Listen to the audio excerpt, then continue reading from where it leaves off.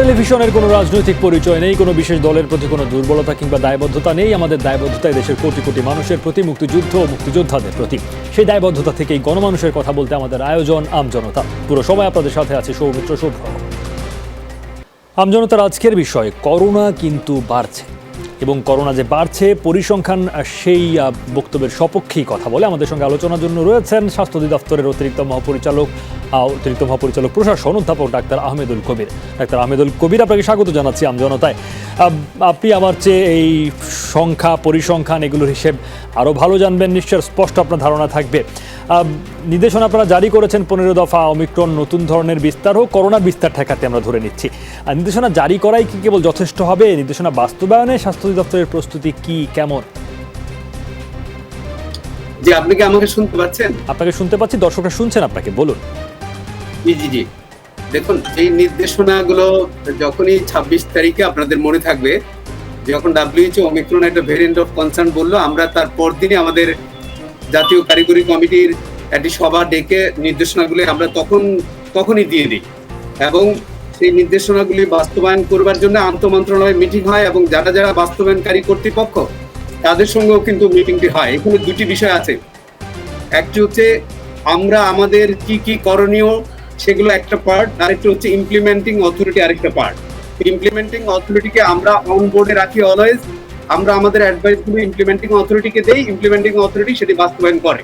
এবং গত কয়েকদিন ধরে আপনারা দেখছেন যে আমরা কিন্তু সতর্ক করছি, আপনাদের গণমাধ্যমে করছেন, আপনারা যারা এই গণমাধ্যমে যারা দায়িত্বপূর্ণ কাজ করছেন তারাও জানাচ্ছেন। এখন পরিস্থিতিটি এমন যে সারা বিশ্ব কিন্তু নাস্তানাবুদ। আপনি ইউএসএ গতকালকে 11 লক্ষ কেস হয়েছে, ইউকের অবস্থা খুবই খারাপ, ইন্ডিয়া তো হচ্ছে, চারিদিকেই এখন কিন্তু সুনামি। তো বাংলাদেশ একটা আইসোলেটেড দ্বীপের মতো এখনো অনেকটাই রক্ষিত। কিন্তু আমরা পরিষ্কার বলতে চাই যে আমাদের যে জনসমাবেশগুলো যেই নির্দেশনা আমরা দিয়েছি সেগুলো কমানোর জন্য, মাস গ্যাদারিং বন্ধ করবার জন্য, মাস্ক পরাটা বাধ্যতামূলক করবার জন্য, ভ্যাকসিনেট করার জন্য no vaccine no service, no mask no service, প্রত্যেকটি কথা বলা হয়েছে। নতুন করে আর নির্দেশনার কিছু নাই। যেই নির্দেশনা দিয়েছি সেগুলো ইমপ্লিমেন্ট করতে হবে, এই জন্যে যে আমরা যদি ডিলে করতে পারি চিকিৎসক হিসেবে আমরা চিকিৎসা দিতে পারবো। আর যদি এই জিনিসটা আমরা এখনো কেয়ারফুল না হই, যেমন ধরেন যে কোনো একটা জায়গায় নিম্নচাপ হলে পরে কিন্তু সংকেতটা বোঝা যায়, সেই সময়ে সেই জায়গার উপকূলের লোকজনকে বাঁচাতে হলে শেল্টারে কিন্তু নিতে হয়। আমরা কিন্তু একটি সিগন্যালের মধ্যে দিয়ে আছি, সিগন্যাল 1 2, 10 নম্বর সিগন্যাল আসলে পরে কিন্তু দৌড় দিয়ে আর ফুল পাওয়া যাবে না। আমি খুব পরিষ্কার বলতে চাই, গত 2 বছরে আমরা যেটি দেখেছি এইবারে যাতে আমরা সেটা দেখতে না হয়, আমাদের এই প্রসেসটাকে সংক্রমণটাকে ডিলে করবার জন্য যেই আমরা পরামর্শ দিয়েছি, ইমপ্লিমেন্টিং অথরিটি যাতে সেটি অবশ্যই বাস্তবায়ন করে এবং এটাকে ডিলে করে দেয়। ডিলে করে দিলে আমাদের সুবিধাটা যেটা হবে, আমরা চিকিৎসাটা দিতে পারবো। আমাদের মূল টার্গেট হচ্ছে দুটি, চিকিৎসা আক্রান্তের সংখ্যা কম হোক এবং মৃত্যুর সংখ্যাটা কম হোক। সেই দুটি যদি আমরা করতে পারি তাহলে পরে আমাদের এই যে ক্রাইসিস সামনে আছে সেটিকে জনগণকে আপনাদের সবাইকে সাথে নিয়ে আমরা মোকাবেলা করতে পারবো। আচ্ছা, সেদিক থেকে বাস্তবায়নের দিকে আপনার প্রত্যাশা, এবং আপনি যেটি বলেছেন আপনার সেই কথাটি গুরুত্বপূর্ণ নিঃসন্দেহে, যে আগের দুবারের মতো পরিস্থিতি, 2 দফার মতো পরিস্থিতি যেন দেখতে না। গত 2 বছরে বাস্তবায়নের ক্ষেত্রে যেসব বাস্তবতা ছিল সেগুলো এবার কতখানি সামাল দেওয়া যাবে সেই সব নিয়ে আমরা কথা বলতে চাই। আমাদের সঙ্গে রয়েছেন আইসিডিডিআরবির মহামারী নিয়ন্ত্রণ ও প্রস্তুতি বিভাগের সাবেক প্রধান জনস্বাস্থ্য বিশেষজ্ঞ ডাক্তার আনোয়ারুল ইকবাল। ডাক্তার আনোয়ারুল ইকবাল, আপনাকে স্বাগত জানাচ্ছি আমজনতায়। এক ধরনের শঙ্কার কথাই শোনা যাচ্ছে, মার্চ এপ্রিল নাগাদ, চলতি বছর মার্চ এপ্রিল নাগাদ করোনা সংক্রমণ ফের বাড়তে পারে। এখন নির্দেশনা আছে স্বাস্থ্য অধিদপ্তরের 15 দফা, বাস্তবায়নের ক্ষেত্রে প্রস্তুতি কতটা আসলে হওয়া উচিত এবং আগের অভিজ্ঞতা থেকে সেটাকে কেমনভাবে গ্রহণ করা উচিত, যাতে এই যে একরকম ভবিতব্যের মতো একটা সংক্রমণ ফের বাড়তে পারে, আবার নতুন করে সংকট, সেটাকে এড়ানো যায়, নাকি আসলে এড়ানো সম্ভব নয় বাংলাদেশের মতো সক্ষমতায়, বাংলাদেশের মতো যে সামগ্রিক কাঠামো, এই কাঠামোর বাস্তবতায়?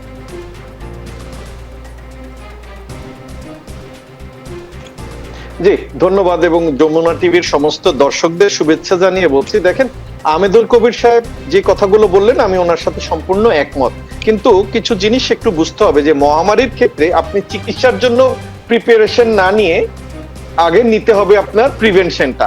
যে কারণে যেই আমাদের জিনিস যে দেশে যেটা হচ্ছে, 2বার আমরা যেটা দেখেছি, দেখেন স্বাস্থ্য অধিদপ্তর নিরলস ভাবে কাজ করে যায়, আমাদের দেশের ডাক্তাররা কিন্তু নিরলসভাবে কাজ করে যায় এবং ফ্রন্টলাইনার হিসাবে সেকেন্ড হাইয়েস্ট ডাক্তার আমাদের দেশেই মারা গেছে। আমি যেটা বলতে চাচ্ছি যে দেখেন, আমরা কিন্তু কখনো দেখে শিখলাম না, সবসময় ঠেকে শিখতে চাই। যেমন আজকে কিন্তু আমি দেখেছি যে আমাদের মাননীয় আমাদের ক্যাবিনেট সেক্রেটারি অনেক নির্দেশনা দিয়েছেন, নির্দেশনাটার সাথে সাথে ইমপ্লিমেন্টেশন করাটাতেই আমরা কিন্তু পিছিয়ে যাই। যেমন ধরেন আপনার জাহাঙ্গীরনগর আজকে কিন্তু স্পেশালি বলেছে তারা রোববার থেকে ক্লাস বন্ধ করে দিচ্ছে। এই যে একটা উদ্যোগ, এই উদ্যোগগুলো খুব দ্রুততার সাথে নিতে হবে। যেমন আমি বলি, যেমন বাচ্চাদের ক্ষেত্রে আমরা বলছি যারা 12 বছর এবং 18 বছরের পর্যন্ত আছে তাদের সিঙ্গেল ডোজ হলেই আপনার তাদের ক্লাসে যেতে দেওয়া হবে। কিন্তু আসল উদ্দেশ্যটা কি দেখেন, ভ্যাকসিন কিন্তু আপনাকে প্রোটেকশন দেয় না, ভ্যাকসিন আপনার মৃত্যুটা কমায়, ভ্যাকসিন কিন্তু আপনার অ্যাডমিশন অফ হসপিটালাইজেশনটা কমায়। কিন্তু আমাদের যেটা আসল সেটা হচ্ছে মাস্ক। এই মাস্কটা যদি আমরা ঠিক মতো পড়তে পারি, সেটা আপনি ওমিক্রন হোক, ডেলমিক্রন হোক, ফ্লোরোনা হোক, আপনার ডেল্টা হোক, আলফা হোক, যে কোনো থেকে আপনাকে 80 to 90% প্রোটেকশনটা দেবে। তো এই মাস্কে আমরা যদি এই যে দেখেন, এখন আমরা সবাই কিন্তু এটা জানি, 2-2.5 বছর ভাবে আমরা অনর্গল ভাবে কথা বলে গেছি, কিন্তু আমরা কি 20%-এর উপরে মাস্ক পরাতে পেরেছি? পারিনি। দেখেন, আমরা কিন্তু ন্যাচারালি, বিশেষ করে আমাদের যত না স্টেপস ছিল তার থেকে ন্যাচারালি আল্লাহর রহমতে আমরা অনেক দেশের থেকে অনেক ভালো আছি এবং ছিলামও। কিন্তু সেই জিনিসটা খারাপ হতে কিন্তু সময় নিবে না। কিন্তু এই জিনিসটা যদি আমরা উদ্ধার করতে পারি, সেটা হচ্ছে আমাদের একমাত্র ভ্যাকসিনের। তাহলে আপনি যেটা বলছেন আনোয়ারুল ইকবাল, যে আমরা দেখে শেখা অনেক, আমরা ঠেকে শিখি, তাহলে তো আমরা ঠেকেও শিখি না বলতে হবে, যদি এবারও আসলে আগের দুবারের সেই পরিস্থিতি থেকে আমরা বেরোতে না পারি। জি, আপনাকে যেমন উদাহরণ দিয়ে আমি বলি, আজকে যেমন বলেছে যে রেস্টুরেন্টে ডাবল, আপনার যারা মাস্ক আপনারা ভ্যাকসিন দিয়েছেন ডাবল ভ্যাকসিনেটেড তারাই যেতে পারবেন সবকিছু। কিন্তু এই জিনিসটা দেখবে কে? তাদের তো গাফলতির জন্য আমাদের যে ডেল্টা ঢুকেছে। দেখেন, প্রথম যে আপনার করোনা আমাদের দেশে এসেছিল, সেটা এসেছিল কিন্তু প্লেনে চড়ে, এবং প্রথম প্লেনটা কিন্তু আমরা ঠেকাতে পেরেছিলাম, তারপরে কিন্তু আর পারিনি, যে যার মতো করে ঢুকেছে এবং ঢুকে গেছে। দোষ পড়েছে স্বাস্থ্য মন্ত্রণালয়ের। কিন্তু দেখেন, স্বাস্থ্য মন্ত্রণালয় সবকিছু বলতে পারে, বাট ইমপ্লিমেন্টেশন করতে গেলে কিন্তু আরো অন্যান্য মন্ত্রণালয়ের প্রয়োজন হয়। সেখানে কিন্তু আমাদের গাফলতি থেকেই যায় সবসময়। এবং দেখেন, ডেল্টা কে এসে কিন্তু গ্রামের লোকজন কিন্তু আগে মাস্ক পরতই না, কিন্তু ডেল্টা আসার পরে যখন তারা ভয় পেল এবং 30% ওঠাতেই আমাদের অবস্থা কি টালমাটাল হয়ে গেছে। আপনি আজকে একটা তথ্য দিয়ে দিচ্ছি, আজকে ভারতে কিন্তু 90,000 লোক একসাথে আক্রান্ত, অস্ট্রেলিয়ায় কিন্তু 71,000 লোক একসাথে আক্রান্ত। এইরকম অবস্থা যদি আমাদের দেশে হয়, আপনি কি ট্রিটমেন্ট দিয়ে পারবেন? ইয়েস, এটা কিন্তু ডেল্টার মতো অত ভয়ঙ্কর না। কিন্তু আমাদের দেশে যে জিনিসটা হয়েছে দেখেন, আমাদের কিন্তু ভ্যাকসিনেশন, ডাবল ভ্যাকসিনেশন হয়েছে 30 থেকে 35%, বাদ বাকি কিন্তু সিঙ্গেল পার্সেন্ট এবং অনেক পার্সেন্টেজ এখনো বাকি রয়ে গেছে।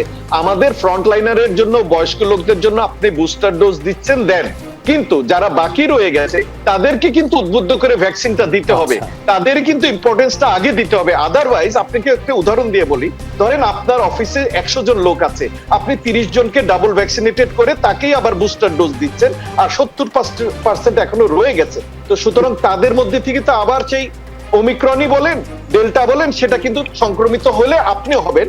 উদাহরণটা দেই, আমাকে দিয়ে দেই, আমি ডাবল ভ্যাকসিনেটেড, আমি যখন কাজ করতাম আমি ডাবল মাস্ক পরে যেতাম, তারপরেও কিন্তু আমি হসপিটালাইজেশন হয়েছি।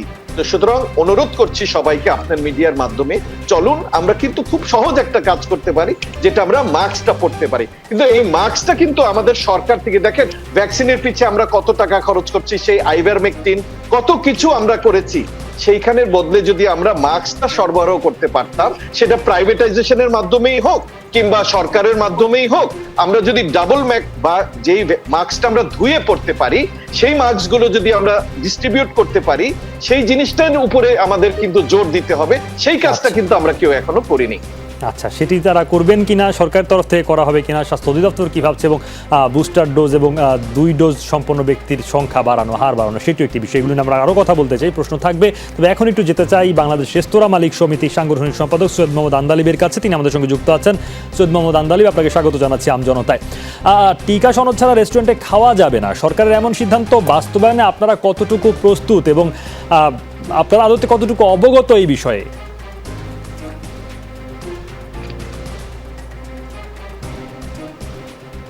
আপনাকে শুনতে পাচ্ছি না জনাব আন্দালিব, আনমিউট করতে হবে। জি বলুন। বলেছি, ধন্যবাদ আপনাদেরকে, যমুনা টিভিকে এরকম একটা সময় উপযোগী বিষয় নিয়ে অবতারণা করবার জন্য। তো মূল বিষয়টা যেটা, সেটা হচ্ছে যে আমরা কতটুকু অবগত। সত্যি কথা বলতে গেলে আমাদেরকে আমরাও কিন্তু সরকার যেভাবে বলেছেন, সরকারের কাছ থেকে আমরা ওভাবে কোনো এখনো লিখিত এরকম নির্দেশনা পাইনি। কিন্তু আমরা যেটা শুনতে পেয়েছি যে যেটা আপনি বললেন যে টিকা কার্ড সাথে না থাকলে রেস্তোরাঁয় আমরা হয়তো খেতে অ্যালাউ করতে পারবো না, বা এরকম একটা বিষয়। তো এইখানে আপনি যেটা প্রশ্ন করেছেন যে আমরা কতটুকু প্রস্তুত, এখন বিষয়টা ভেবে দেখতে হবে। সেটা হচ্ছে যে এই ধরনের বিষয় আসলে আমাদের যেটা একটু আগে ডাক্তার সাহেব বললেন যে আসলে আমাদের আসলে প্রস্তুত হতে হবে, মানে পরিস্থিতিটা এখন এমন। তো দেশের আসলে ব্যবসা বাণিজ্যের অবস্থাও এখন মাত্র একটু ঠিকের দিকে যাচ্ছিল। আমরা কিন্তু কোভিডে এফেক্টেড সবগুলো ব্যবসা, সবগুলো সেক্টর। তো এই অবস্থার মাঝখান থেকে কিন্তু আমরা 2 বছর পেরিয়ে মাত্র একটু উত্তরণের দিকে যাচ্ছিলাম, মানে একটু একটু করে ঠিক হচ্ছিল। তো এই একটা অবস্থার মধ্যে আবার এসে পড়লো এই ওমিক্রনের হানা। তো বিষয়টা হচ্ছে যে বিলাসবহুল রেস্তোরাঁগুলোতে হয়তো বা এই জিনিসটা অবশ্যই মেনটেন করা পসিবল হবে, কিন্তু দেশের 95 থেকে 97% রেস্তোরাঁ, যেগুলো কিনা হচ্ছে আমজনতার রেস্তোরাঁ, যেগুলো হচ্ছে একেবারে 3 বেলা ভাত খাওয়ার দোকান, সেই জায়গাগুলোতে আমরা কিভাবে করে এই জিনিসটা আসলে বাস্তবায়ন করব, এটা আসলে কিছুটা বেগ পেতে হচ্ছে আমাদের চিন্তা করতে গিয়ে। আচ্ছা, বেগ পেতে হয় বলছেন, এবং সেই ক্ষেত্রে তো প্রশ্ন থেকে যে তাহলে এই নির্দেশনা কতখানি বাস্তবসম্মত হবে সেটি নিয়ে কথা বলবো। আপনি থাকুন আমাদের সঙ্গে রয়েছেন যশোরের শার্শার উপজেলা স্বাস্থ্য পরিবার পরিকল্পনা কর্মকর্তা ডাক্তার মোহাম্মদ ইউসুফ আলী। মূলত তার যেই এখতিয়ারভুক্ত এলাকা, তার মধ্যেই বেনাপোল স্থলবন্দর পড়ে। তো তিনি আমাদের সঙ্গে যুক্ত আছেন, তার সঙ্গে কথা বলতে চাই। ডাক্তার ইউসুফ আলী, আপনাকে স্বাগত জানাচ্ছি আমজনতায়। অমিক্রন রোধে এবারের যে বাস্তবতা ভারতে, সেটা বাড়ছে আসলে ব্যাপক হারে। বেনাপোল স্থলবন্দরের ঢিলেঢালা ভাব, সেটি গণমাধ্যমে এসছে, আমাদেরও প্রতিবেদন হয়েছে। ঢিলেঢালা ভাবের দায়ভার আপনাদের কাঁধে চাপে কিনা, এই প্রশ্ন। আপনারা এই ব্যাপারে কতটুকু উদ্যোগী হয়েছেন, নাকি আপনারা অতটা শঙ্কিত বোধ করছেন না এখন? ধন্যবাদ আপনাকে এবং যমুনা টিভি কর্তৃপক্ষকে আজকের এই লাইভ প্রোগ্রামে সংযুক্ত করার জন্য। আমি নিজেকে গর্ববোধ মনে করছি যে আমার এখানে আমার এডিজি একদিন স্যার সংযুক্ত আছেন, আইডি স্যারের সাবেক পরিচালক স্যার সংযুক্ত আছেন। আমি এর জন্য নিজেকে গর্বিত মনে করছি। ধন্যবাদ। আসলে আপনারা জানেন যে বাংলাদেশের বৃহৎ স্থল বন্দর হচ্ছে বেনাপোল স্থল বন্দর। এটাও জানি যে গত 2 বছর ধরে কিন্তু একদিনের জন্য এই স্থল বন্দরটি বন্ধ হয়নি। আমাদের উপজেলা স্বাস্থ্য বিভাগ এবং তার মেডিকেল টিম সেখানে নির্বাচনের দায়িত্ব পালন করে যাচ্ছে। আপনারা জানেন যে করোনার প্রথম সময় আমরা দায়িত্ব পালন করেছি অনেকগুলো ঝুঁকি নিয়ে, আমাদের মেডিকেল টিম এখানে কাজ করেছে। প্রথম দিকে আমরা কিছুদিনের জন্য প্রাতিষ্ঠানিক কোয়ারেন্টাইন ঠিক করেছিলাম। এরপরে যখন দ্বিতীয় ঢেউ আসে, তখন আপনারা জানেন যে 26 এপ্রিল থেকে আমরা আবার কিন্তু সবাইকে বেনাপোল সহ যশোর জেলা এবং খুলনা বিভাগে বিভিন্ন হোটেলে কিন্তু আমরা তাদেরকে প্রাতিষ্ঠানিক কোয়ারেন্টাইন করে রাখতাম। তো আমরা আপনারা জানেন যে আমাদের এবং সফলতা হচ্ছে যে আমরা প্রথম এবং দ্বিতীয় ঢেউ কিন্তু সফলভাবে আমরা মোকাবেলা করতে সক্ষম হয়েছি। কিন্তু এখন যে অমিক্রন, যে করোনার যে নতুন ভেরিয়েন্ট আমাদেরকে রক্তচক্ষু দেখাচ্ছে, তার জন্য আমরা প্রস্তুত আছি। নিজের মেডিকেল টিম বেনাপোল স্থল বন্দরে এরা অত্যন্ত সতর্কভাবে বর্তমানে কাজ করছে। আপনার যে নির্দেশনা ছিল যে করোনা নেগেটিভ সার্টিফিকেট থাকার সাপেক্ষে হোম কোয়ারেন্টাইনে যাত্রীদের প্রেরণ করা, সেটা আমরা নিশ্চিত করছি।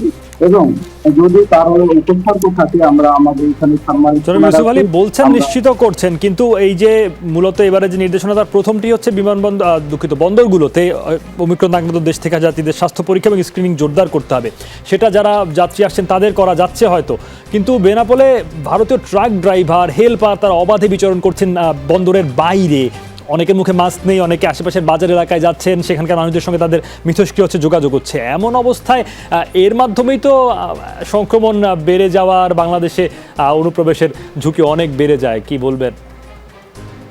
জি, আপনাকে ধন্যবাদ। এখানে আমার সাবেক পরিচালক আইডি স্যার বলেছেন যে আসলে এখানে শুধুমাত্র ভ্যাকসিনেশন কিন্তু আমাদের এই করোনা মোকাবেলায় যথেষ্ট নয়। এখানে সামাজিক দূরত্ব কিংবা সামাজিক স্বাস্থ্য সচেতনতা, মাস্ক পরিধান, এটা কিন্তু অপরিহার্য। তো আপনি জানেন যে বেনাপোল স্থল কিন্তু অনেক বড় একটা স্থল বন্দর। সেখানে আমাদের স্বাস্থ্য বিভাগের যে কার্যক্রম, আমরা সেখানে কার্যক্রম পরিচালনা করে, আমরা সেখানে স্বাস্থ্য পরীক্ষা করি। এর বাইরে যে জনসচেতনতা, মাস্ক পরিধান করা, এটা কিন্তু সম্মিলিতভাবে বন্দরে যারা স্টেক হোল্ডার আছেন সবাইকে সম্মিলিতভাবেই করতে হবে। তো আমরা কিন্তু আমাদের স্বাস্থ্য বিভাগ এই যে পুরো উপজেলাকে ভ্যাকসিনেশন প্রোগ্রামের আওতা আনা এবং আমাদের যে বন্দরের যে স্ক্রিনিং কার্যক্রম পরিচালনা কিন্তু আমরা কাজ করে চলেছি। তবে আসলে এখানে যারা স্টেক হোল্ডার সবাই আছেন, সবারই কিন্তু এখানে কাজের সুযোগ আছে এবং সবাইকে কিন্তু হতে হবে। আচ্ছা, বাকিদেরও সেই জায়গায় দায়িত্বশীল ভূমিকা আপনি আশা করছেন। আমরা একটু চট্টগ্রামের খোঁজ জানতে চাই, কারণ এই ধাপে আমরা দেখতে পাচ্ছি করোনা আক্রান্তের হার চট্টগ্রামে বেশ ঊর্ধ্বমুখী। চট্টগ্রামের সাবেক সিভিল সার্জন, বীর মুক্তিযোদ্ধা ডাক্তার সরফরাজ খান চৌধুরী আমাদের সঙ্গে আছেন। ডাক্তার সরফরাজ খান চৌধুরী, স্বাগত আপনাকে আমজনতায়। চট্টগ্রামে বেশ সংক্রমণ বাড়ছে দেখতে পাচ্ছি, আজও 53 জন আক্রান্ত হয়েছেন, 7 দিনে আক্রান্তের সংখ্যা 170। চট্টগ্রামে এই হারে বাড়ছে কেন, এবং সেখানে অন্যান্য জায়গার চেয়ে আসলে বাস্তবতা ভিন্ন কিনা? ধন্যবাদ যমুনা টিভিকে। আমাকে শুনতে পাচ্ছেন? আপনাকে শুনতে পাচ্ছি, দর্শক শুনছেন, বলুন। হ্যাঁ, আপনাকে ধন্যবাদ। আমি একটু বলি, স্বাস্থ্য মন্ত্রণালয়ের তাদের পদক্ষেপ অত্যন্ত প্রশংসনীয়। তাদের এখানে যারা সিভিল সার্জন আছেন, বিভাগীয় পরিচালক যিনি আছেন, বা চট্টগ্রাম সিটি কর্পোরেশনের প্রধান স্বাস্থ্য যারা আছেন, তারা নিবেদিত প্রাণ। কিন্তু আমার একটা প্রশ্ন হলো যে যখন নভেম্বর ডিসেম্বরে যখন ওমিক্রন আঘাত আনছে পৃথিবীর অন্যান্য প্রান্তে, তখন যদি আমরা যদি একটু সজাগ হইতাম, আমরা যদি আমাদের রেস্তোরাঁ, কারো বিবাহ অনুষ্ঠান, মেজবান, বিভিন্ন অনুষ্ঠান, আমরা যদি ওখানে যদি মাস্ক পরাটা যদি আমরা স্থির করতে পারতাম, তাহলে আমাদের অনেকাংশে আমাদের পুরো বক্ততা বলতে হতো। কিন্তু আমরা দুর্ভাগ্য, আমরা মসজিদে বা অন্যান্য প্রার্থনা ধর্মীয় যে প্রতিষ্ঠানগুলো আছে, বিশেষ করে মসজিদগুলোতে আমরা মাস্কের পরানোর 0.5% বললে হয়, আমরা পড়াইতে পারি না। যদি আমি আরেকটা জিনিস বলতে চাই, মানুষ যদি সচেতন না হয়, আমরা যদি মানুষকে যদি সচেতন করতে না পারি, তাহলে এই মহামারী আমাদের পক্ষে তাকানো সম্ভব না। আপনি স্বাস্থ্য বিভাগের কথা বলতে হয়, আপনি গুটি বসন্ত, পোলিও, কলেরা, ম্যালেরিয়ার মতো রোগ আমরা নিয়ন্ত্রণ করেছি সামাজিক মাধ্যমে। আমরা ধর্মীয় গুরুদেরকে, সাংবাদিক বন্ধুদের, রাজনৈতিক নেতৃবৃন্দকে সবাইকে সম্পৃক্ত করেছি। এই মুহূর্তে যদি সম্মানিত জনপ্রতিনিধি, সম্মানিত সাংবাদিক বিন্দু, ব্যবসায়িক প্রতিষ্ঠান, আমরা যদি সবাইকে যদি সম্পৃক্ত না করি, আমরা যদি সামাজিক দায়িত্ব না বাড়াই, আমরা সমাজকে যদি উদ্বুদ্ধ করতে না পারি, তাহলে আমাদের পক্ষে গরিব দেশে এই মহামারী ঠেকানো বড় কষ্টকর হবে। কারণ আমাদের পর্যাপ্ত হাসপাতাল নাই। যেটা যে বলুক, যে যা বলুক, আমরা ডেল্টার সময় আমরা দেখেছি মানুষের হাজারি। জন্য আমাদের এখন একমাত্র পথ হচ্ছে আমাদের মানুষকে, আম জনতাকে সচেতন করতে হবে।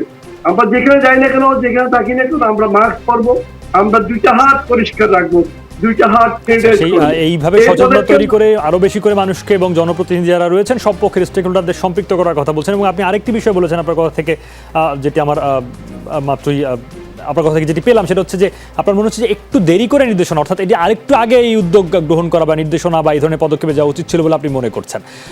তো এই বিষয়গুলো আমরা কথা বলবো, আপনার কাছে আসবো। আবার নিশ্চয়ই আমাদের সঙ্গে রয়েছেন করোনা গবেষক এবং ঢাকা মেডিকেল কলেজ হাসপাতালে medical officer doctor Mohammad Saleh Mahmud তুষারের কাছে একটু যেতে চাই। ডাক্তার তুষার, স্বাগত আপনাকে আমজনতায়। দীর্ঘদিন ধরে করোনা মহামারীর মধ্যকার পরিস্থিতি সামনে থেকে সামাল দিতে হচ্ছে আপনাকে। বুস্টার ডোজ নেওয়া ব্যক্তি ওমিক্রনে আক্রান্ত হয়েছেন এমন খবর এসছে, মৃত্যুবরণ করেছেন ওমিক্রনে আক্রান্ত হয়ে 2 ডোজ নেওয়া ব্যক্তি এমন খবরও আছে। ফলে এবারের পরিস্থিতি শঙ্কার যে, সেটি আর আলাদা করে বলে দেওয়ার দরকার পড়ে না।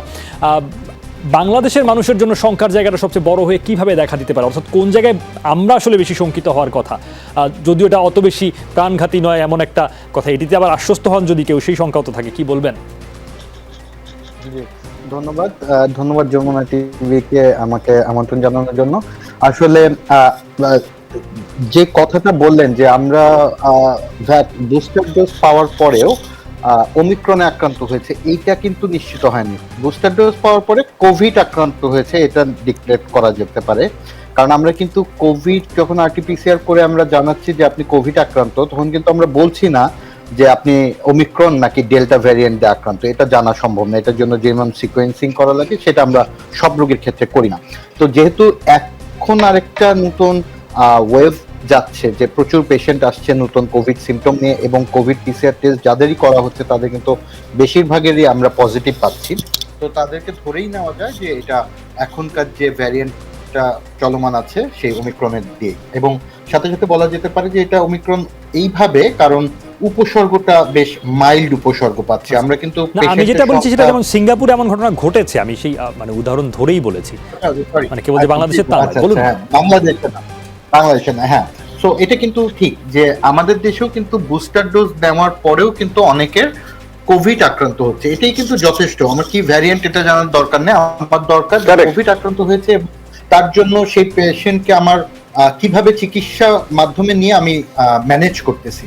স্যার যেটা বললেন, আহমেদুল কবির স্যার যেটা বললেন, আমরা কি চাচ্ছি, আমরা চাচ্ছি যেন এটা ডিলেইড হয়, যেটা প্রথম থেকে বলি যে ফ্ল্যাটেন দা ওয়েভ, যে কার্ভটা করতে হয়, যে আমরা যেন একসাথে অনেক বেশি লোক আক্রান্ত না হয়ে যায়, তাহলে কিন্তু আমাদের হেলথ সিস্টেম ভেঙে পড়বে। আমরা আক্রান্ত হবে পেশেন্ট ধীরে ধীরে, যেন আমরা সময় পাই, আমরা রোগী দেখার মতো পর্যাপ্ত ব্যবস্থার ক্যাপাসিটির মধ্যে আমরা থাকি। আমরা পার্শ্ববর্তী দেশে দেখেছি ডেল্টা ভ্যারিয়েন্টের সময় যখন একসাথে অনেক লোক আক্রান্ত হয়ে গেল, ওদের কিন্তু সবকিছুই ছিল, কিন্তু একসাথে অনেক লোক যখন আক্রান্ত হয়েছে তখন তারা ম্যানেজ করতে পারেনি, স্বাস্থ্য ব্যবস্থা ভেঙে গেছে। আমাদের সংখ্যাটা শুধুমাত্র এই জায়গাতেই, ওমিক্রনে মাইল্ডার ফর্ম হয়, কিন্তু যদি আমি ধরে নিই যে অন্যান্য ভ্যারিয়েন্টে 3 থেকে 4% লোক moderate two severe disease form করতো, এখানে যদি আমি ধরে নিই 1% লোক বা 0.5% লোকও মডারেট টু সিভিয়ার ডিজিজে যায়, কিন্তু এই ওমিক্রন এত দ্রুত ছড়াচ্ছে যে এই 1% লোকের সংখ্যাটাও কিন্তু অনেক বড় হয়ে দেখা দিতে পারে, কারণ বাংলাদেশ প্রচন্ড ঘনবসতিপূর্ণ দেশ। এই সময়টা আমরা অনেক সময় যেটা করছি, গতবারও শীতের সময়টা আমরা ধরে নিচ্ছিলাম যে জ্বর সর্দি কাশি হচ্ছে, শীতের সময় তো সাধারণ জ্বর সর্দি কাশি হয়, এটা ঠিক।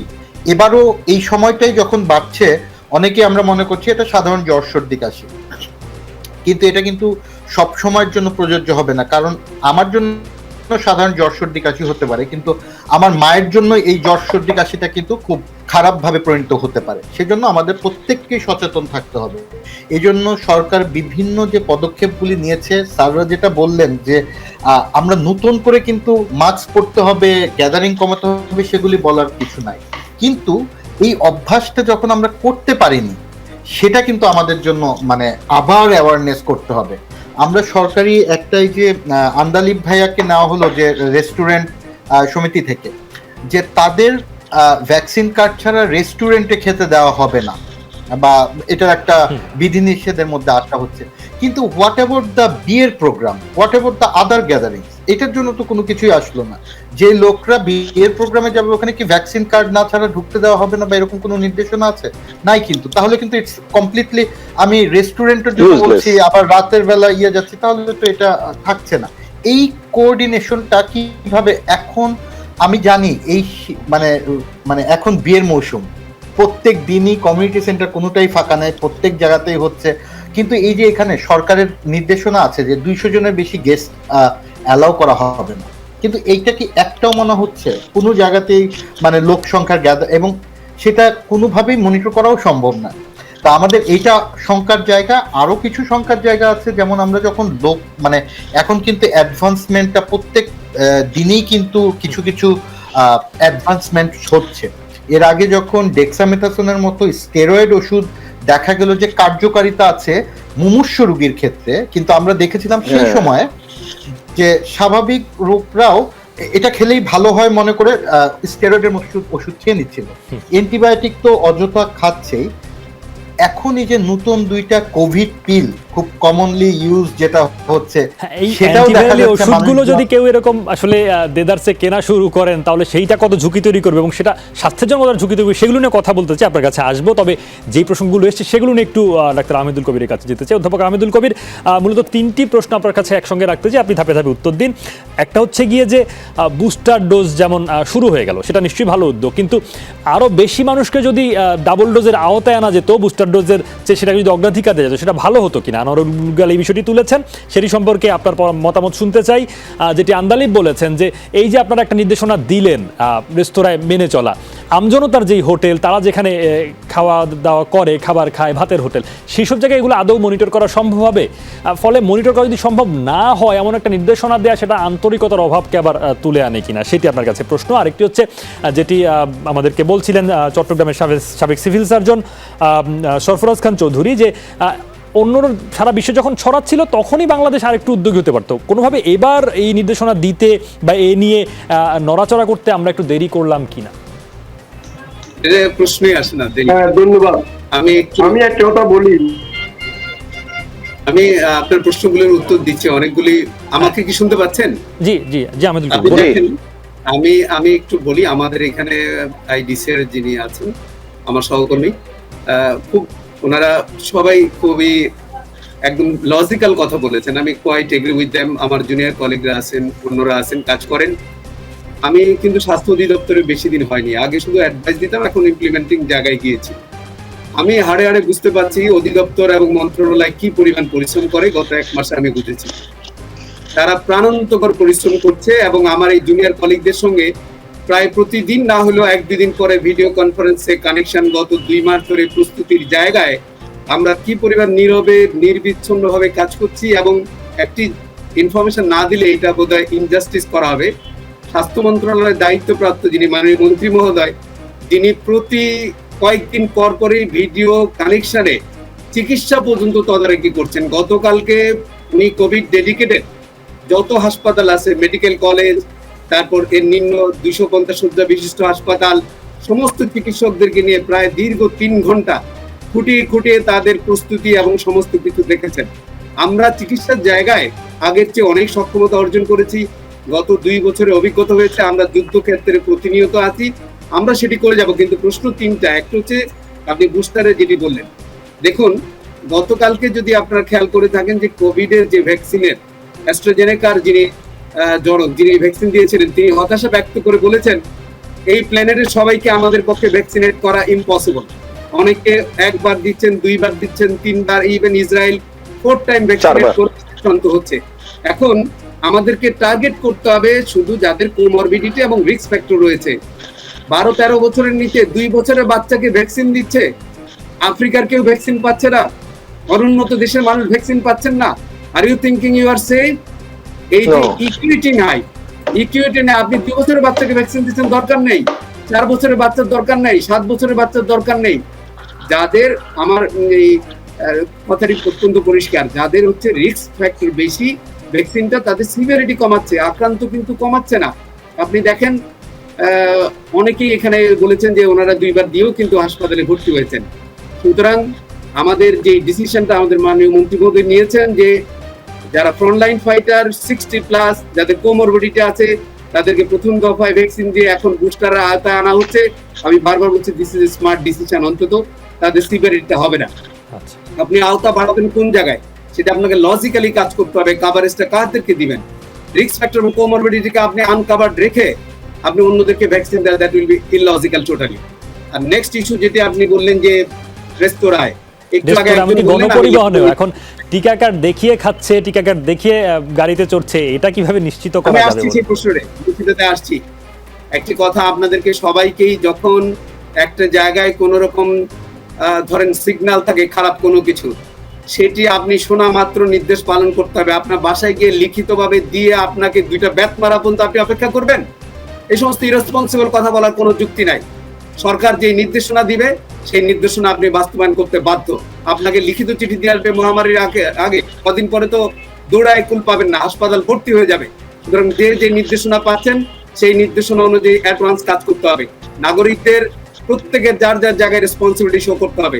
আপনি 1000 খানিক ভ্যাকসিন বিনা পয়সায় দেন, 1000 মাস্ক বিনা পয়সা দেন, ডাস্টবিনে ফেলে দিবেন। এদেরকে যদি আপনি বাধ্য না করেন, গতবার যখন পরিস্থিতি খুবই খারাপ ছিল, সেটি বলছি জনাব আহমেদুল কবির, বাধ্য তো করতে হচ্ছে কোথাও না কোথাও, এবং না করলে পরিস্থিতি কি হয়, মানুষ যে মানে না, সেই চিত্র আপনি দেখেছেন নিশ্চয়ই। প্রশ্ন তো সেখানে। মানুষজনকে গতবার যখন ল এনফোর্সিং এজেন্সি মাঠে ছিল, তারা কিন্তু বাধ্য হয়েছে মাস্ক পরতে। মাস্ক তাদের পকেটে থাকে, তারা পরে না। মাস্ক দেওয়ার এখানে কোনো প্রশ্ন না, তাদের অভ্যাসটাই খারাপ। আমি একটু আমার কথা একটু হার্স, কিন্তু আমি জনগণকে সেভ করার জন্য একটু হার্স কথাই বলছি আজকে। কারণ হচ্ছে যে যার যার দায়িত্বের জায়গায় সে দায়িত্ব পালন করতে হবে। ল এনফোর্সিং এজেন্সির যে কাজ সেটা তাকে করতে হবে।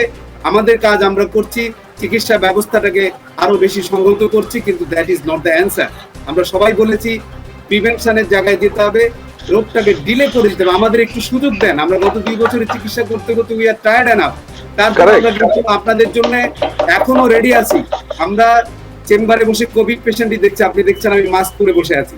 আমরা কিন্তু যুদ্ধক্ষেত্র থেকে চলে যাইনি, আমরা জনগণের পাশে চিকিৎসা দিব এবং আমাদের ডাক্তাররা প্রাণান্তক চেষ্টা করছে, সারা দেশের ডক্টররা রেডি আছে, কেউ বলছে না যে আমরা কোভিড চিকিৎসা দিব না।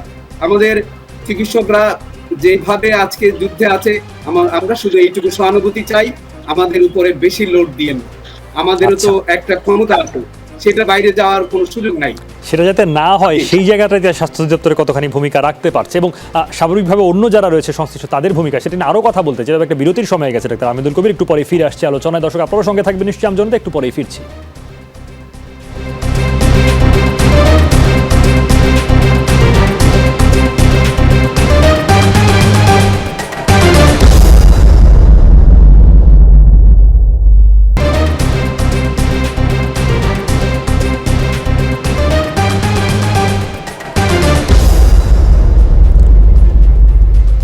আবারও আমন্ত্রণ আমজনতায়। আজকের বিষয় করোনা কিন্তু বাড়ছে। আমাদের সঙ্গে রয়েছেন বাংলাদেশ ছোয়া মালিক সমিতির সাংগঠনিক সম্পাদক সৈয়দ মোহাম্মদ আন্দালিব। আন্দালিব, আপনাকে আবারও স্বাগত জানাচ্ছি আমজনতায়। এর কথা হচ্ছিল এই যে এইরকম সিদ্ধান্ত বা নির্দেশনা, সেটার বাস্তবায়ন যোগ্যতা নিয়ে। এখন সরকার নির্দেশনা দিয়েছে, সেটা নিশ্চয়ই ভালোর জন্য, সংক্রমণ যাতে প্রতিরোধ করা যায় সেই জন্য। তো আপনারা আপনাদের দিক থেকে কতটুকু উদ্যোগী হবেন যাতে সামর্থ্যের সর্বোচ্চটা দিয়ে অন্তত এই নির্দেশনাটাকে যতটা সম্ভব কার্যকর করা যায়, কি করবেন? আচ্ছা, বিষয়টা হচ্ছে শুরুতে যখন আমাদের শুরু হয়েছিল কোভিড, তখন যখন সরকার আমাদেরকে নির্দেশনা দিয়েছিলেন যে ইসে করবার জন্য, লকডাউন করবার জন্য এবং সম্পূর্ণভাবে কোনো রকমভাবে রেস্টুরেন্ট খোলা না রাখার জন্য, তখন কিন্তু আমরা সম্পূর্ণভাবেই এটার সাথে একাত্মতা প্রকাশ করেছিলাম এবং আমরা কিন্তু একসাথেই ছিলাম। তো বিষয়টা হচ্ছে যে আমরা অবশ্যই, কারণ আমরা তো দেশের মানুষের বাইরে না, আমরা কিন্তু শুধু রেস্তোরাঁ ব্যবসায়ী না, আমরা কিন্তু দেশেরই মানুষ, আমরাও কিন্তু কোভিড আক্রান্ত হতে পারি, আমাদেরও কিন্তু ভয়টা আছে।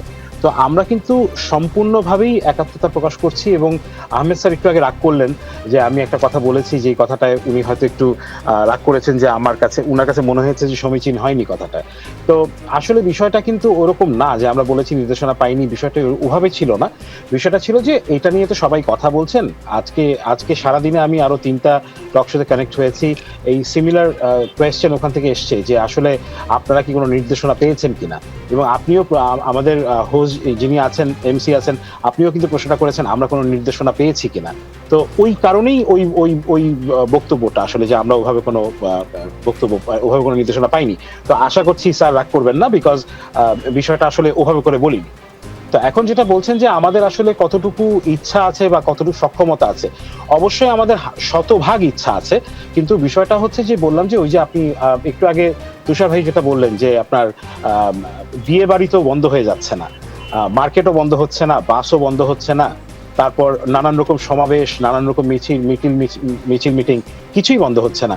তো বিষয়টা শুধুমাত্র শুরুতেই কেন এসে একেবারে রেস্তোরাঁর উপরে পড়ে, এইটা নিয়ে আমাদের কিছুটা হলেও একটু দুঃখবোধ আছে। তো সেই দুঃখবোধের কথা তো আমরা মিডিয়াতেই বলবো, আর কোথায় বলবো বলেন? 2টা বছর ধরে তো আমাদের সবার, আসলে পুরো সেক্টরটার অবস্থাই, শুধু আমাদের না তো সারা দুনিয়ার সকল ব্যবসা বাণিজ্যের অবস্থাই খারাপ। তো যখন আমাদেরকে জিজ্ঞাসা করবেন, আমরা তো আমাদেরটাই বলবো রে ভাই।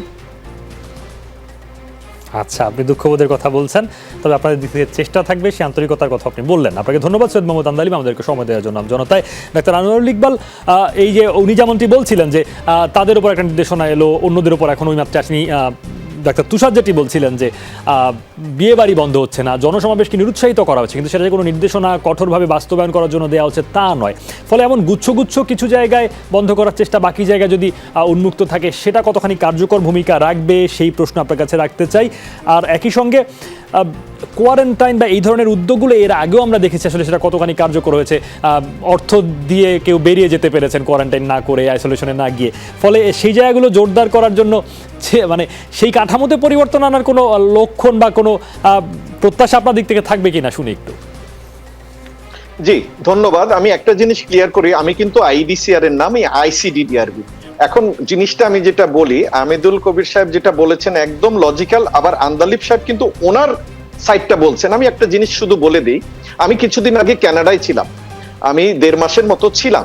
একটা জিনিস বলি, সব সেক্টরেই কিন্তু সবাইকেই স্যাক্রিফাইস করতে হবে। It is not that only restaurant, এটা কিন্তু জনগণ, এটা বাংলাদেশের জন্য কথা বলা হচ্ছে। আপনার জীবন আগে, কারণ কি দেখেন, এই যে ভদ্রলোক আজকে সত্যি কথা বলেছেন, কিন্তু ওনারা কিছুটা একটু একটু ঘুরে দাঁড়াতে চাচ্ছেন, কিন্তু ওমিক্রন তো আমরা নিয়ে আসিনি, এটা চলে এসছে, এখন আমাদের মানুষকে বাঁচাতে হবে। এখন দেখেন, আপনি যদি অফিস করেন আপনি মুখ না খুললেও হবে, রেস্টুরেন্ট এমন একটা জায়গা যেখানে কিন্তু আপনার মুখ খুলে খেতে হবে, আপনি মুখ বন্ধ করে তো খেতে পারবেন না, সেখানে কিন্তু আপনার অল্টারনেট ওয়ে বের করতে হবে। কি জিনিস? আপনি রেস্টুরেন্ট খোলা রাখেন, কিন্তু আপনি প্যাকেজ সিস্টেম করে দেন, আপনি নিয়ে যেতে দেন, আপনি টেক অ্যাওয়ে করেন, কিছু একটা করেন। কারণ কি, ওইখানে বসে কার আছে কার নেই। আপনি কিন্তু একটা উদাহরণ দিয়ে বলি, আজকে আমরা বলছি যে ডাবল ভ্যাকসিনেটেড সার্টিফিকেট দিয়ে আপনি করবেন, ভালো কথা। আমি একটা লেটেস্ট উদাহরণ দিয়ে দিচ্ছি আপনাকে, সেটা হচ্ছে প্লেনের মধ্যে আপনার নেগেটিভ সার্টিফিকেট নিয়ে ওঠা লোক, তার কিন্তু পজিটিভ হয়ে গেছে এবং তাকে টয়লেটে আটকিয়ে রাখা হয়েছিল। তো এই জিনিসগুলো আপনি কিন্তু বলতে পারছেন না যে আপনি কখন নেগেটিভ হবেন, কখন পজিটিভ হবেন। ওকে, তো সুতরাং আমরা কিন্তু সবসময় শঙ্কার মধ্যেই থাকবো। সেই কারণেই কিন্তু আমি বারবার বলছি, আমি বলে দিচ্ছি আপনাকে একটু, আমার সাথে প্রফেসর খসরু, উনি বঙ্গবন্ধু মেডিকেল কলেজে ফার্মাকোলজি বিভাগের চেয়ারম্যান, বারবার কথা হয়েছে এই কারণে, আমরা যদি মাস্ক বিতরণ করি, কেন বলছি মাস্কের কথাটা, একটা কালার্ড মাস্ক, মানে ধরেন একটা লাল থাকবে একটা সবুজ থাকবে, জাতীয় পতাকার সাথে মিল রেখেই, যে যারা ভ্যাকসিনেটেড তাদের আপনি সবুজটা দেন, যারা ভ্যাকসিনেটেড না তাকে আপনারা লালটা দেন। আপনার কেন বলছি, নতুন নতুন উদ্যোগ আমাদের নিতে হবে, যেটা আপনি প্রিপারেশন নিয়েছেন হসপিটালের ব্যাপারে। এর আগে আপনার সঙ্গে আমার কথা হচ্ছে, আগেও বলেছেন, সেটা কয়েক মাস আগে বলেছেন, শুরুর দিকে বলেছেন, কিন্তু এটি তার বাস্তবায়িত হয়নি, ফলে আশাবাদী কেন হচ্ছেন যেটি হবে শুনি। আমি বলি, ওমিক্রন হোক, ডেল্টা হোক, আপনার ফ্লোরোনা হোক, আপনার যাই হোক, আপনি যদি মাস্কটা আগে পরেন তাহলে আমাদের ডাক্তার ভাই বোনদের কিন্তু চাপ কম পড়বে। আপনি যদি মাস্কটা না পরাতে পারেন, এইখানে ইমপ্লিমেন্টেশনের ইস্যু আছে। দেখেন, আমরা কিছু হলে কিন্তু স্বাস্থ্য অধিদপ্তর, স্বাস্থ্য মন্ত্রণালয় এটা করে নাই সেটা করে নাই, এই কিন্তু সমালোচনা করি। কিন্তু এই যে বাসে কতজন লোক উঠবে, এটা কি স্বাস্থ্য মন্ত্রণালয়ের ডাক্তার গিয়ে দেখবে, নাকি আপনার এই যে সমাবেশ আপনারা কি বন্ধ করবেন, এই ঘোষণাটা কার কাছ থেকে আসবে? এখন আপনারা কোনটাতে ইম্পর্টেন্স দিচ্ছেন? যেমন ধরেন নারায়ণগঞ্জে আপনার 16 তারিখে ভোট হবে, এই ভোট কি আপনি 1000 বার কথা বললেও কি বন্ধ হবে? হবে না। আপনি দেখেন ইউনিয়ন পরিষদের ইলেকশন যেইভাবে হচ্ছে, এখানে কি আপনি করোনা ঠেকাতে পারবেন? তো এই জিনিসগুলো আলটিমেটলি লোডটা কিন্তু চলে আসবে ডাক্তার সাহেবের উপরে। যেই কারণেই যেমন আহমেদ কবির সাহেব কিন্তু ওই কারণে একবারে কথাটা বলেছে যে আমরা যার যার জায়গায় থেকে যদি দায়িত্বটা না করি, যেমন সংবাদ মাধ্যম বলেন, আপনি কর্মী বলেন, আপনি পুলিশ বাহিনী বলেন, আপনি আর্মি বলেন, আপনি র্যাব বলেন, ডাক্তার বলেন, ইঞ্জিনিয়ার বলেন, ব্যবসায়ী বলেন, আপনার তো মাস্কটা পড়তে হবে। মাস্কটা পড়লেই কিন্তু আপনি সবকিছু সমাধান করতে পারেন। এখন দেখেন, ভোটের সিজন, আপনি যদি এখন মসজিদে গিয়ে বলেন যে আপনারা এখন মসজিদ হাফ করে দেন, আসবেন না, মসজিদে কম করে দেন, ভোটটা চলে যাবে। আমরা যেহেতু গণতান্ত্রিক দেশ, ভোটের উপরে নির্ভর করি, কিন্তু এখানে অ্যাজ আ হোল মানুষকে সচেতন হতে হবে। সেই কাজটা আমার আপনার সবার, not doctor, not nurse, not engineer, মানুষ হিসাবে আমাদের করতে হবে। আচ্ছা, আরেকটি প্রশ্ন রেখেছিলাম, সেটার উত্তর সংক্ষেপে চাই, অন্যদের কাছে আলোচনায় যেতে চাই। হচ্ছে আমাদের যে অবস্থা, ধরুন কোয়ারেন্টাইনের কথা বলা হচ্ছে, এর আগে আমরা দেখেছি লোকজন কোয়ারেন্টাইন ফাঁকিদের জন্য নানান ফন্দি ফিকির করেছে। এবার সেটা পরিবর্তন হবে এমন আশা করা যায় কি? দু এক লাইনে বললেই হবে। দেখেন, এইটাও কিন্তু ওই যে বললাম যে এটাও ইমপ্লিমেন্টেশনের ইস্যু। যেমন আমি একটা নতুন তথ্য দিয়েছি, যেমন এখন কিন্তু এয়ারপোর্টে আপনার পিসিআর মেশিন আছে। আমি জাস্ট এয়ারপোর্টের উদাহরণটাই দিচ্ছি, আগে কিন্তু আমাদের ছিল না, তাই না? এখন যে প্যাসেঞ্জার গুলো আসছে তাদেরকে অন্তত পক্ষে 3-4 ঘন্টা রেখে তার টেস্টটা যদি করে আমরা ছেড়ে দিতে পারি, তাহলে এত মানুষ কোয়ারেন্টাইনও করা লাগবে না, এত মানুষকে আপনার খরচও বহন করতে হবে না। কারণ সরকার যেটা বলেছেন, সরকারের কিন্তু অনেক নিয়ম নীতিগুলো একদম কারেক্ট, কিন্তু আমরা সেটা বাস্তবায়ন করতে দেখি না। কারণ এয়ারপোর্টও শুধু ঢাকায় না, সিলেটেও আছে, চিটাগাংয়েও আছে, সেখান থেকে লোকজন চলে যায়, আপনার হোটেল থেকে লোকজন চলে যায়, স্থল বন্দর, নদী বন্দর, এই সব কিছুই কিন্তু ট্যাকেল করতে হয়। এর জন্যই বলি যে আপনি ইমপ্লিমেন্টেশনের জায়গাটা যদি ঠিক মতো করতে পারেন, তাহলে এই দেখেন এই অসুখ তো আমাদের দেশ থেকে উৎপত্তি হয়নি, এটা কিন্তু একবার প্লেনে চড়ে এসেছে, একবার ল্যান্ড থেকে এসেছে, আবার কিন্তু প্লেনে চড়ে আসছে। যেমন আরেকটা তথ্য দিয়ে দিচ্ছি আপনাকে, আমরা এখন ওমিক্রন বলছি, আপনাকে লেটেস্ট একটা তথ্য দিচ্ছি। 1 জানুয়ারি এটা থাইল্যান্ড মেডিকেল নিউজে বেরিয়েছে, আপনার ক্যামেরুন থেকে নতুন আরেকটা ভ্যারিয়েন্ট, আপনার এটাকে বলছে হলো B.1.640.2, এটা কিন্তু আপনার 47 টাইমস মিউটেশন হয়েছে, এটাও কিন্তু এখন কনসার্ন লিস্টে চলে এসেছে। সুতরাং আপনার যে, এই জন্য আমি বারবার বলি, যেই ভ্যারিয়েন্টই হোক, যেই শ্রেণী হোক, মাস্কটা পরেন, এটা বাধ্যতামূলক করা। যেসব নির্দেশনা সেগুলো সেই বাস্তবায়নের ক্ষেত্রে সর্ষে যে ভূত, সেই ভূতও দূর করতে হবে আপনার কথা থেকে, সেই কথাটাও সেটাও প্রতিফলিত হয় আপনার বক্তব্যে। সরফরাজ খান চৌধুরীর কাছে যেতে চাই। যেন সরফরাজ খান চৌধুরী, আপনি বলছিলেন যে আর একটু আগে উদ্যোগ হতে পারতো, কিন্তু এখন পর্যন্ত যে উদ্যোগ, সেটা আমিদুল কবির যেমন বলছিলেন বা অন্যরাও বলছিলেন যে এখন পর্যন্ত নির্দেশনার জায়গায় ঠিকঠাক আছে, বাস্তবায়নটাতে আসলে সংকট।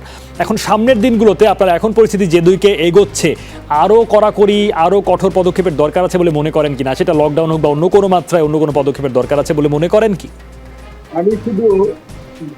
আমি একটা লাইন বলতে চাই, আমি যদি সচেতন না হই আমি বাঁচবো না, আমি সচেতন না হলে আমার দেশ বাঁচবে না, মানুষ আক্রান্ত হবে। আমি আমার অবস্থান থেকে রাজনৈতিক দল বলেন, সমাজকর্মী বলেন, ধর্মগুরু বলেন, সবাইকে তার নিজ নিজ দায়িত্ব থেকে সচেতন হতে হবে।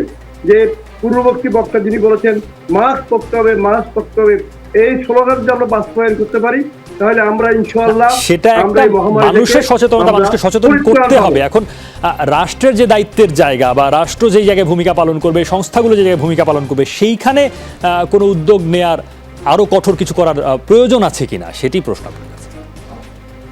না, রাষ্ট্র তো আমি আপনাকে বিনয়ের সাথে বলি, রাষ্ট্র প্রশাসন বর্তমান সরকার তারা বসে নাই, আমরা কি সবকিছু সরকারের উপর বোঝা দিয়ে যাবো?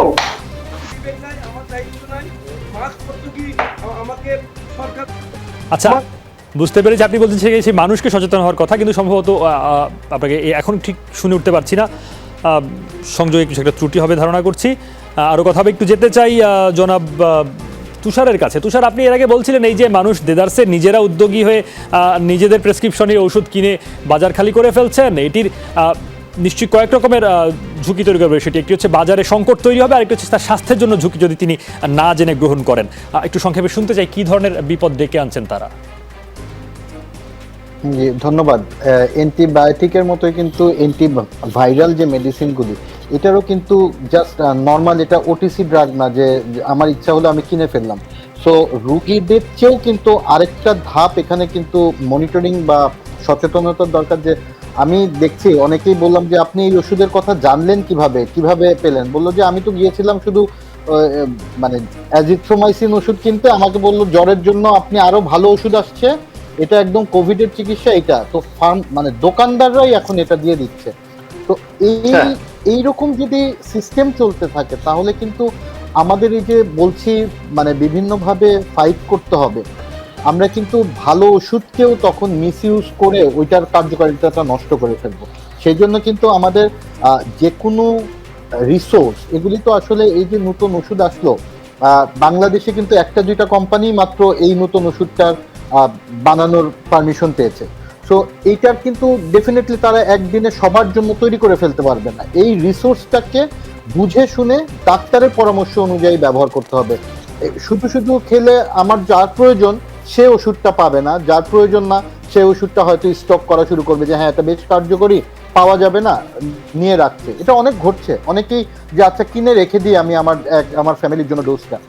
এরকম করলে আমরা কিন্তু আসলে স্যাররা যেটা বলছেন যে আমাদেরকে সুযোগ দিতে হবে চিকিৎসা করার, তাহলে কিন্তু আমরা এই রোগটা তেমন মারাত্মক রূপে নাই এখন যে আমরা এটাকে ফাইট করতে পারবো না।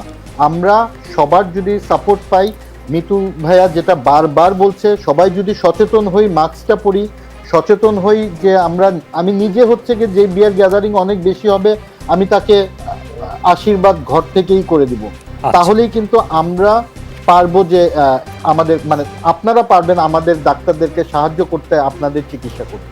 আচ্ছা, বুঝতে পেরেছি জনাব তুষার।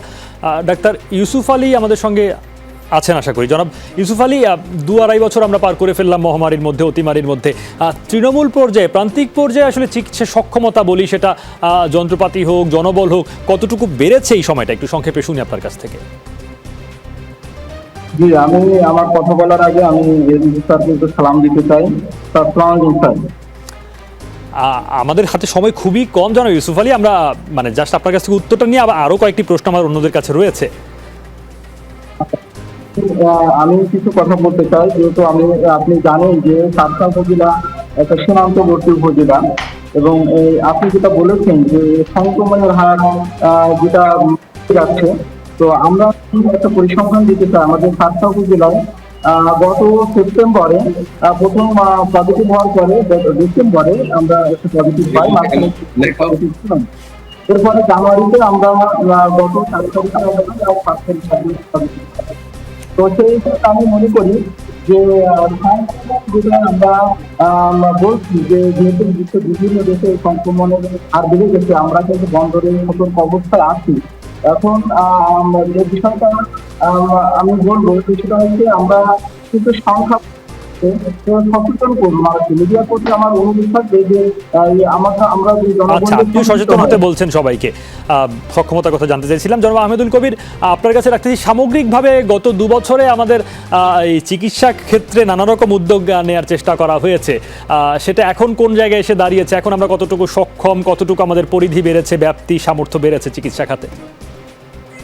দেখুন, আমরা যেহেতু গত 2 বছর আমাদের অনেক অভিজ্ঞতা হয়েছে, আমরা এই মহামারীটি তো সারা বিশ্ব আগে দেখেন, এটা সবার কাছে কিন্তু নতুন।